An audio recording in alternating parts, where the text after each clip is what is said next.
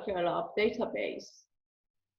So actually, what we're gonna do in here, we're gonna discuss that what we're gonna do. We're gonna focus on this part.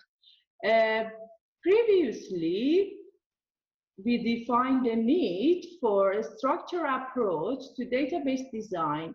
We had an overview of the structured approach to database design, and which was actually, we call it conceptual design, and based on step-by-step description of the first major phase of design. And then we illustrated this type of design based on a case study which was stay home case. So today we're gonna go through different concepts. We're gonna try to map entity relationship model to tables, and then we're gonna deal with the different relationship degrees, and then multiplicities, and then we're gonna look at that how we can improve the database by using normalization, and then we're gonna see integrity constraints.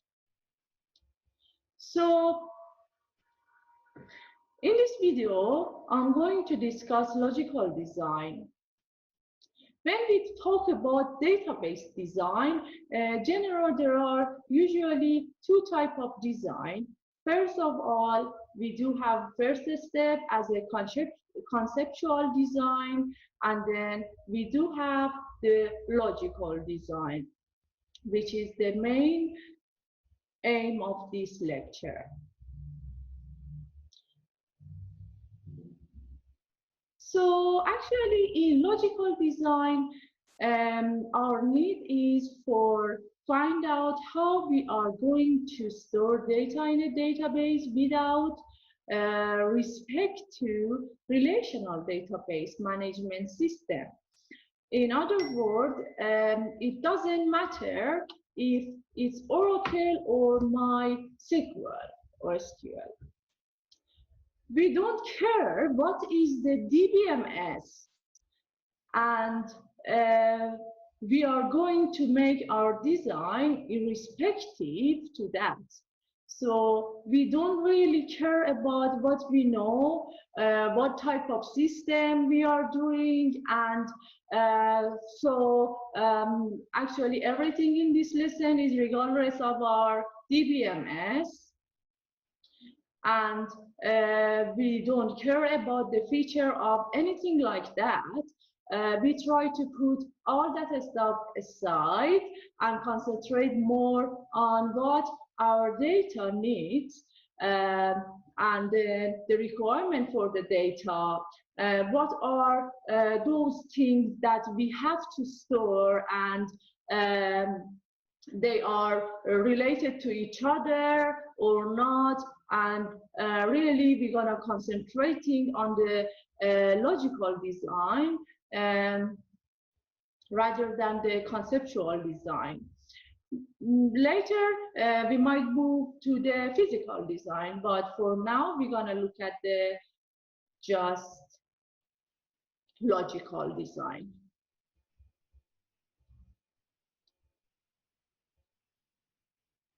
So as we said, we cover the first phase of design, which was conceptual.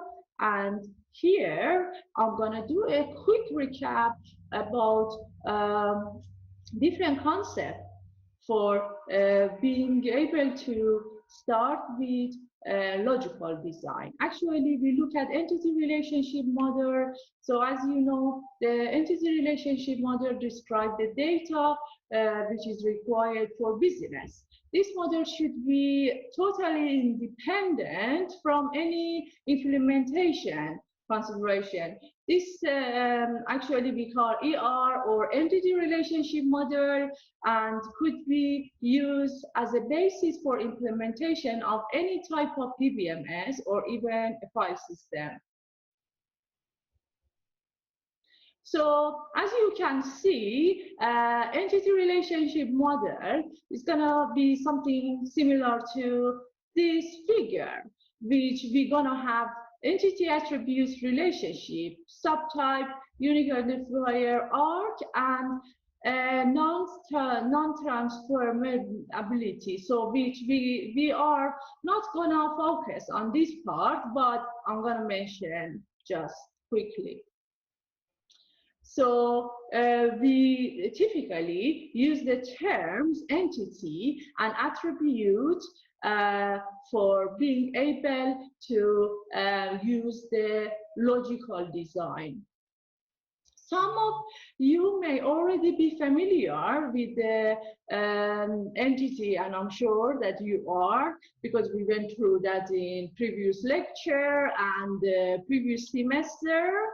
So we want here to understand that how an entity can become a table, actually. So we want to change the structure, we want to define the structure, and we want to look at the one entity as a table, and we define these different attributes, relationship for that entity within a table. So then we're gonna have rows and columns.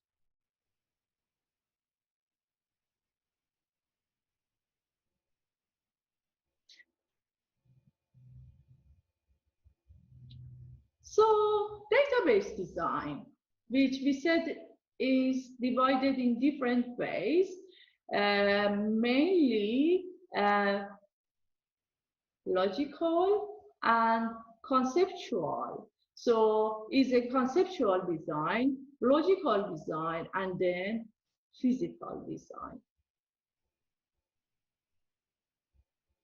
So what we learn in conceptual design, so as you remember, so we went through different entity, and then we look at different relationship cardinalities, and then we try to interpret the how this table or entity are related. And this was a figure for the use case study, which was the stay home. And then we look at the different attributes and entities. So now for the logical design,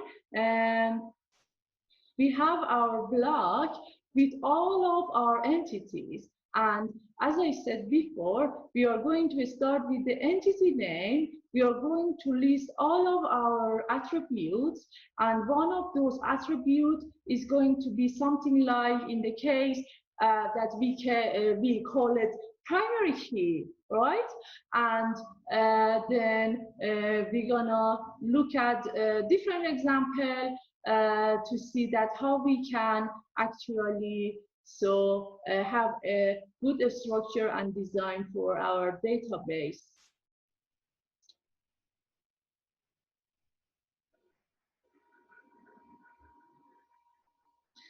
So first of all, we need to understand that why we create a database design.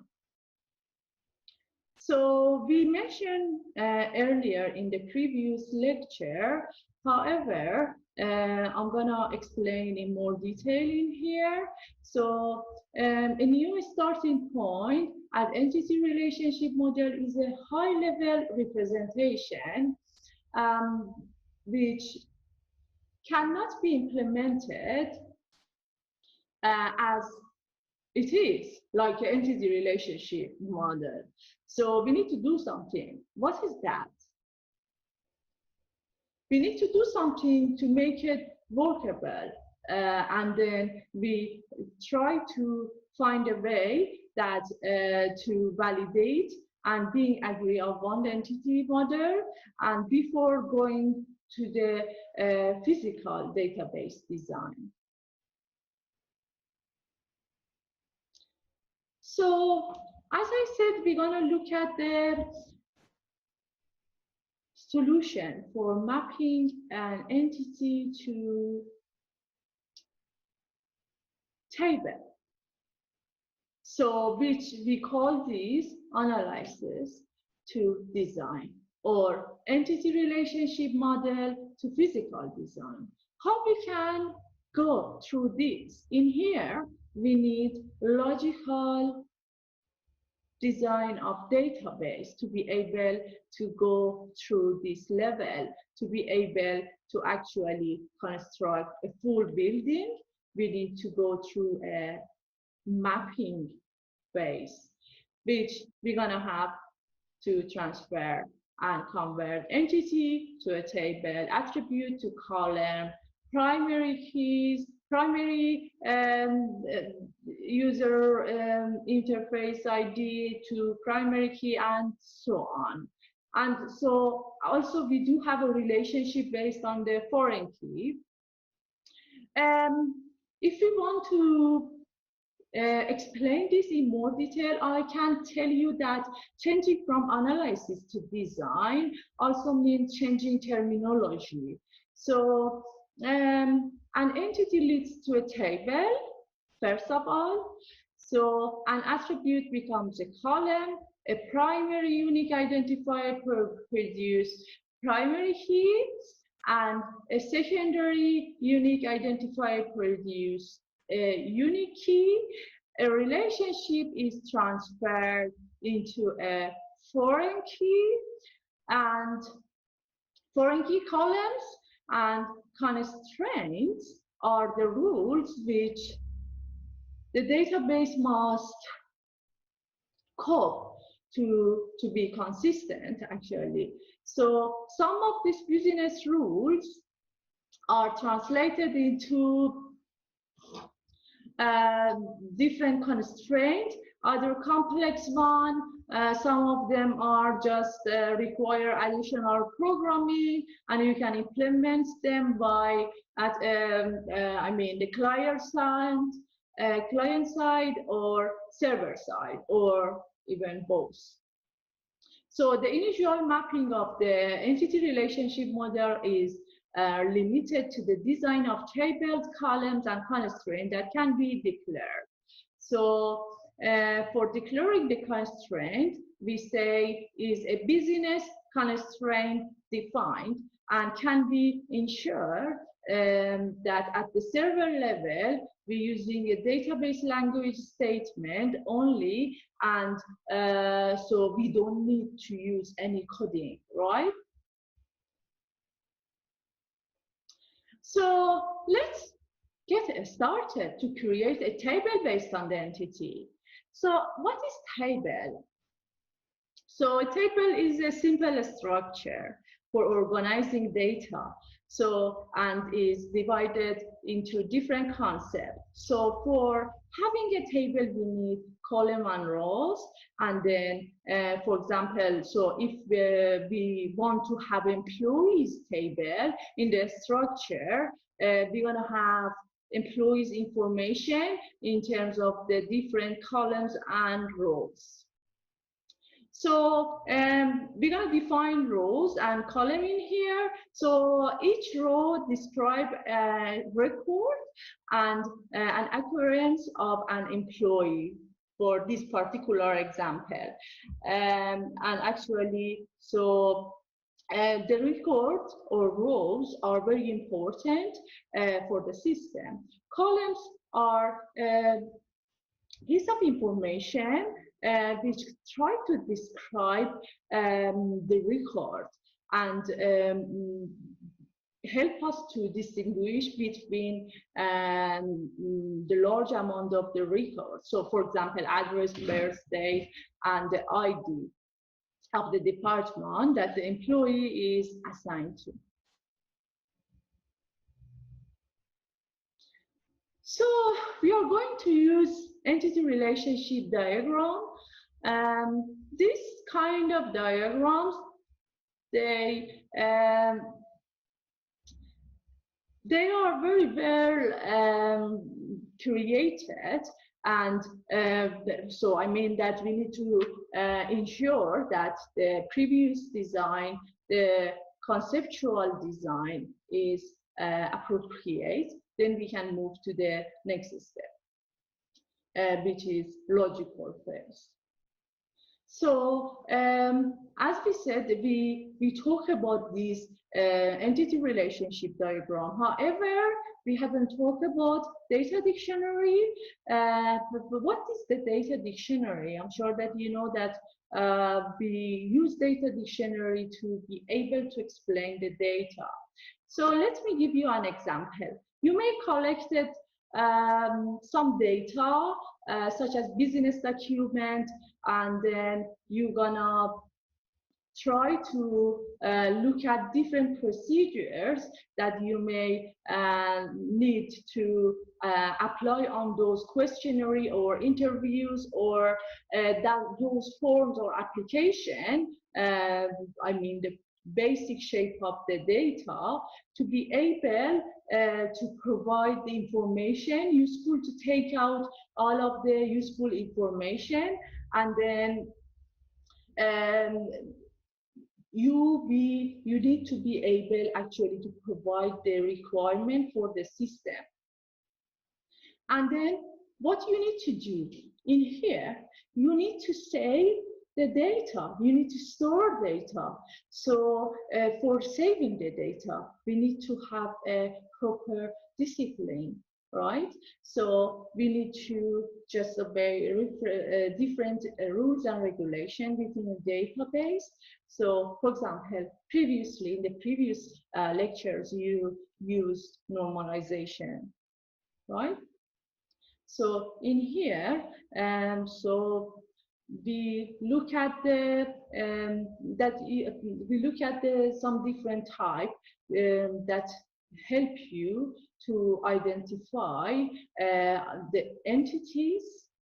So and then convert them into tables in our database.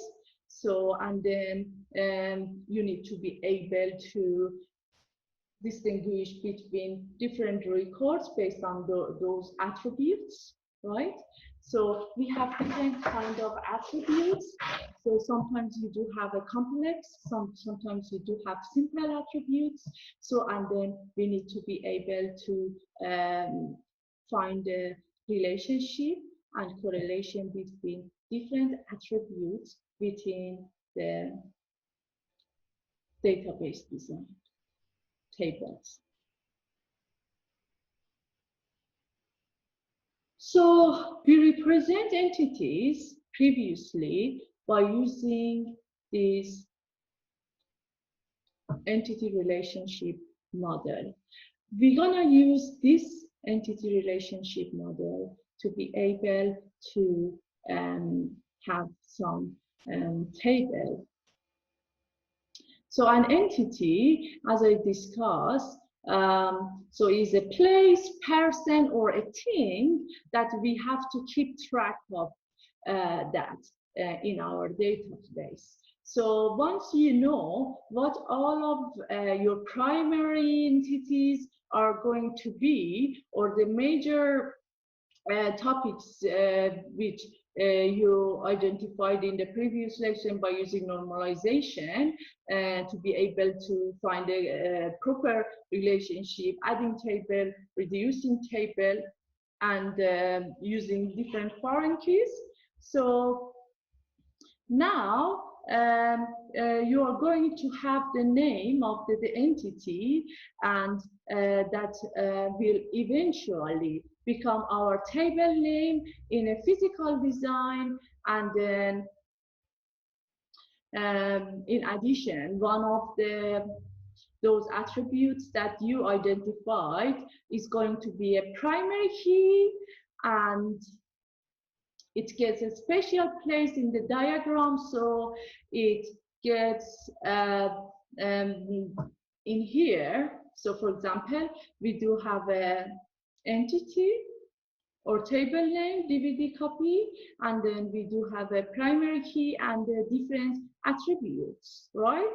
So we need to make up a primary key in here to be able to identify different records within this table. And also you will need to have ability to identify which attribute can be primary key. Sometimes you do have a combined and complex primary key is a combination of different attributes that you need to be able to find out. So for example, you don't have any attribute that is unique. So you need to just use several attributes to be able to have a unique report. So, and then we use the primary foreign key and candidate key. We talked about these keys so previously. So right now, we want to present the tables. So the tables consist of the columns and rows. So the column are the attributes and the rows are the record. And then we do have different relationship concepts. So primary key, unique key, foreign key, and then we're gonna look at the foreign key later. So tables are supported by integrity rules that protect the data and the structure. Actually, so integrity rules require each table to have a primary key and each foreign key to be consistent with its corresponding primary key. So now there are different ways to show the relationship between different entities. So as you know. So what we're gonna do in here, we're gonna talk about sort of notation style.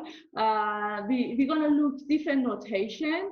The simplest is the arrowhead, and which we're gonna look at this later. And then, for example, if I want to say a book has an author, so my arrow points to the author.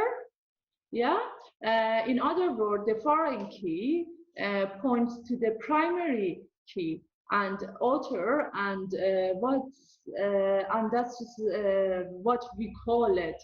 So the foreign key is in a particular diagram. So we need to use that to be able to connect different tables and so avoid the redundant data and records.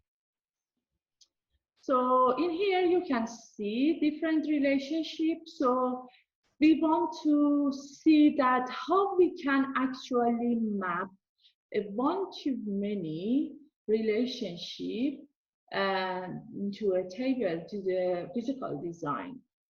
So mapping of one-to-many relationship is expressed in the ERD, but actually, as I said, is in physical database design. A relationship in entity relationship model, so express the rules that apply between two entities from 2 points of view. So the notation used in entity relationship diagram or model is rich enough to tell us the relationship is mandatory in both sides or in either sides, right? So the illustration shows that the one-to-many relationship that are mandatory to one side are implemented in exactly the same way as the one that you are optional at the one side. So this means that a part of the content of the entity relationship model is lost during transformation. So due to relational model limitation, we need to keep track of this. So actually we call this incomplete transformation. So they must be implemented using a mechanism other than the declarative constraints.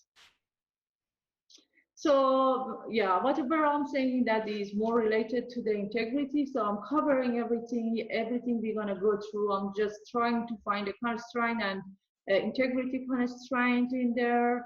So as you see, and then we're gonna sum up at the end and summarize it. So I'm going to tell you again. So we do have a different keys: primary key, unique keys, foreign key. So all of you, you know what I mean by them. So when we talk about the cardinality, so that is the degree to which different entities are related, or the numbers of things that can be related to the number of things on the other side. So I'm going to show you an example about this. So for example, for a primary key in employee table, so which is a unique identifier, we can actually distinguish each individual row or record by using this primary key. So unique key is based on two columns, so name and birthday. They are connected, associated with a unique key constraint, which means that the system actually does not allow two rows with the same name and birthday. So should we, if we do have two names, like two John, we need to have a different birthday to be able to distinguish between different records. And then we do have foreign keys. The foreign key help us, for example, department ID for the employee table. So help us to retrieve the department property for which particular employee.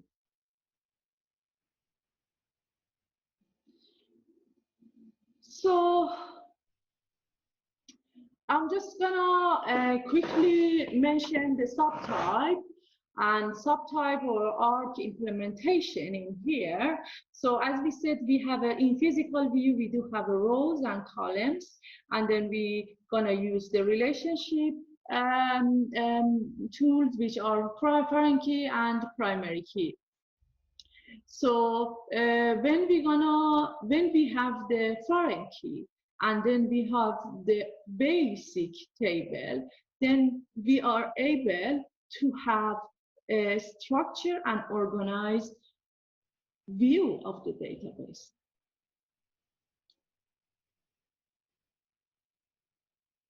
So as we said, we're gonna map entity relationship model to tables in this lecture. So for example, in different table, if you remember the staff table, so which has different attributes: staff number, name, position, salary, and email.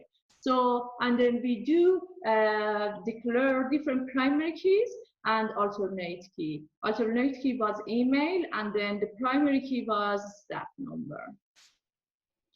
So, and then we do have another table or entity, which is actor with two attributes, and the primary key was the actor number.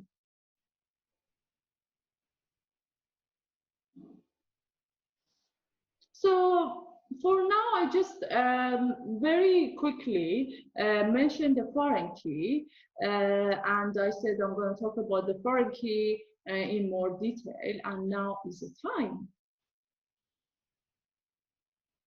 We are going to talk more about the foreign key, which is actually how we relate two tables. And again, I will talk more about this in the design view. I mean, in the physical view, because it's going to be used there. And so for now, we're going to look at the different entity or tables. So we see that some tables in our database are with some column or attribute which is empty or incomplete. So what we can do, why this happened? This could be because we have represented no relationship, right? It could be because we have big entities. If you remember, I told you about the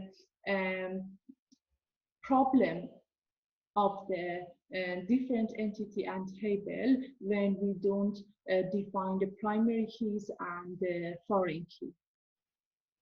So now we are here to address this issue, right?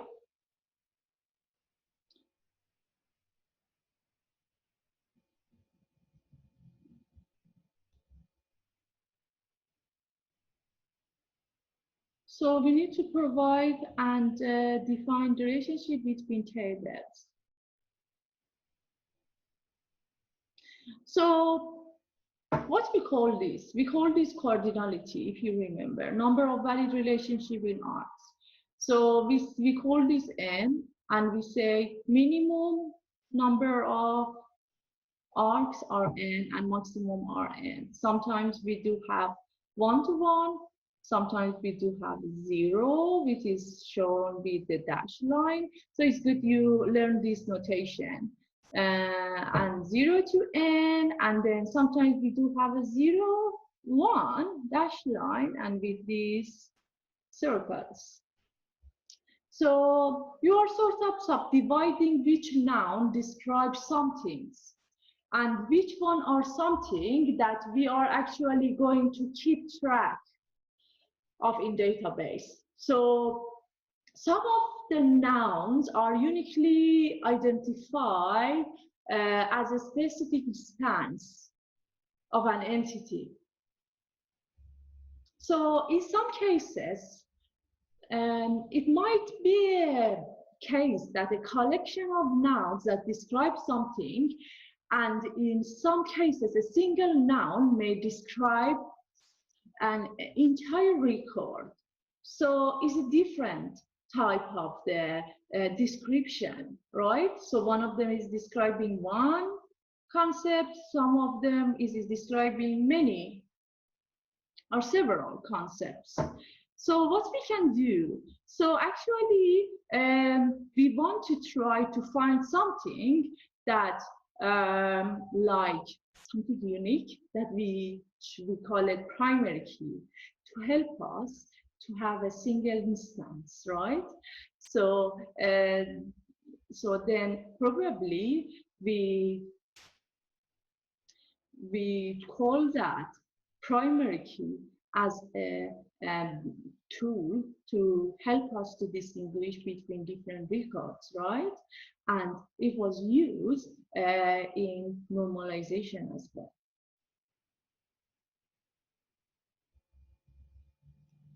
So if you can see, if you remember, there's another example in here that you can look at that, the primary key and foreign key in here. So the primary key in this table, distribution center, gonna be the foreign key of the other table, right?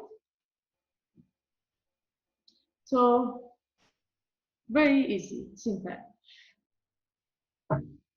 But what I want to tell you in here is when we talk about cardinality, that is the degree of which different entities are related to the number of things that can be related to the number of things that are in the other side.